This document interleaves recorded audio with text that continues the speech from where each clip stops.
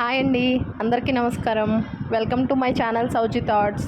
ఈ వీడియో వచ్చేసి ఉండిలో కొలువై ఉన్న అమ్మవారి గుడి చూపించేస్తాను, వీర పేరంటాల అమ్మవారిది. సో మేము భీమవరం నుంచి స్టార్ట్ అయిపోయామండి. దసరాలో వెళ్ళాము, దసరా నవరాత్రుల్లో. సో ఇది భీమవరం నుంచి ఎన్ని కిలోమీటర్లు అంటే మనం వెళ్ళినంత కిలోమీటర్లు. Just kidding. నేను మా హస్బెండ్ని అడిగితే నాకు ఇలా చెప్పారు. బట్ భీమవరం నుంచి ఉండి వెలువెర్రు గ్రామము 10 కిలోమీటర్ల దూరంలో ఉంటుంది. సో ఇక్కడికి వచ్చేసాము. టెంపుల్ అయితే చాలా ఫేమస్ అండి. సో గుళ్ళోకి ఎంటర్ అయిపోయి ప్రదక్షిణలు చేస్తాము. ఇదైతే పచ్చని పొలాల మధ్యలో చుట్టూ చేపల చెరువులు అవి అన్నీ ఉంటాయండి. విలేజ్కి లోపలగా ఉంటుంది, కానీ చాలా ఫేమస్ టెంపుల్. సో గుడి చుట్టూరా ఇలా ఉంటుంది, ప్రాంగణం పెద్దదే. సో ఇక్కడ స్థల పురాణం ఏంటంటే, పూర్వం 1935-40 సంవత్సరాల మధ్యకాలంలో వెలువెరు గ్రామంలో, ప్రస్తుతం దేవాలయం ఉన్న పరిశ్రమంలో గొల్లలు నివసించేవారు.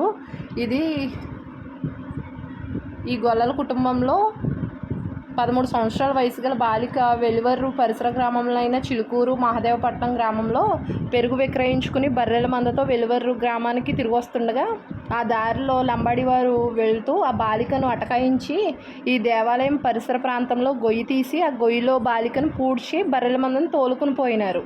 ఈ సంఘటనతో భయమేసిన గొల్ల సభ్యులు గ్రామం విడిచి వెళ్ళిపోయారు. కొన్నాళ్ళ తర్వాత బాలిక వెలువెర్రు గ్రామస్తుల కలలో కనిపించి జరిగిన సంఘటన అంతా వివరించి తాను ఆ వీర పేరంటాలుగా వెలిసినాననియు తనకు ఆలయం నిర్మించవలసిందని తెలిపారు. శ్రీ అమ్మవారి ఆదేశానుసారం గ్రామస్తులతో కలిసి చందాలు వేసుకుని 1955 సంవత్సరంలో ఈ గుడి కట్టారండి.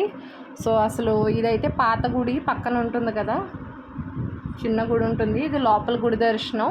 పక్కన పాత గుడి కూడా అలాగే ఉందండి. ఈ గుడి కట్టడానికి చాలా ఆటంకాలు వచ్చినా కానీ గుడి నిర్మాణం అయితే ఆపలేదు.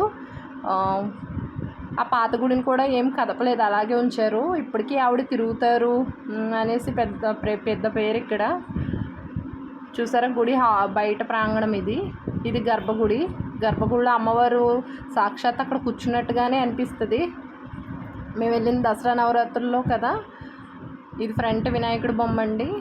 సో అక్కడ దేవిని కూడా నిలబెట్టుకున్నారు దేవి నవరాత్రుల కోసం. డైలీ ఎవరో ఒకళ్ళు జంట పూజలోకి కూర్చుంటున్నారనమాట. చాలా బాగా నిర్వహించారు ఈ కార్యక్రమాన్ని అయితే. సో ఇక్కడ ఫేమస్ ఏదనుకుంటే అది జరుగుతుందని నమ్మకం. ఇది పాత గుడి అండి, ఆ గుడికి పక్కనే ఉంటుంది. సో ఆ గుడిని కూడా ఎవరు కదపలేదు, అలాగే ఉంచేశారు. కోరుకున్న కోరికలు నెరవేరుతాయని నమ్మకం.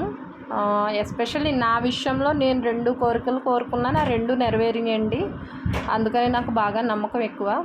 మా బాబు కడుపులో ఉన్నప్పుడైతే యాక్చువల్గా నేను సంక్రాంతికి ఒక రోజు వచ్చి అక్కడ దర్శనం చేసుకున్నప్పుడు మా వారు అన్నారు, అనుకున్నది జరుగుతుందంటే ఓ బాబు పుడితే వస్తానని సంక్రాంతి రోజు అనుకున్నాను నేను. యాక్చువల్లీ మళ్ళీ సంక్రాంతికి నాకు బాబు పుట్టాడనమాట. సో నేను తన్ని 25 డేస్ బేబీని తీసుకుని కూడా దర్శనానికి వచ్చాను. అప్పటి నుంచి ఈ రోజుకి ప్రతి సంక్రాంతికి ఆల్మోస్ట్ 8 ఇయర్స్ నుంచి మిస్ అవ్వకుండా వస్తున్నాను. సో నాకు బాగా నమ్మకం. ఇదేంటంటే బయట ఇంకా గుడిని చాలా డెవలప్ చేస్తున్నారు. సాంస్కృతిక కార్యక్రమాలకు అది పెద్ద మండపాల కింద వేస్తున్నారనమాట. ఇక్కడ వేటలను వేసుకుంటారు. ఇక్కడ అన్ని హాల్స్ అన్నీ ఉంటాయి. వంటకు సంబంధించి అన్నీ లభిస్తాయండి ఇక్కడ. మనకు కావాల్సిన పూజా సామాన్ అంతా కూడా స్టాల్ ఉంటుంది. కొబ్బరికాయలు అన్నీ కూడా ఇక్కడే దొరికేస్తాయి. సండే బాగా రష్ ఎక్కువ ఉంటుందండి. సండే ఒకటి, మంగళవారం ఒకటి ఖాళీ ఉండదు ఇక్కడ. చాలా ప్రసిద్ధి. వన్స్ అవకాశం ఉంటే వెళ్ళండి. ఇక్కడ అమ్మవారికి ప్రతి సంవత్సరం ఉగాది నాడు అంగరంగ వైభవంగా 3 రోజుల పాటు ఉత్సవాలు నిర్వహిస్తారండి.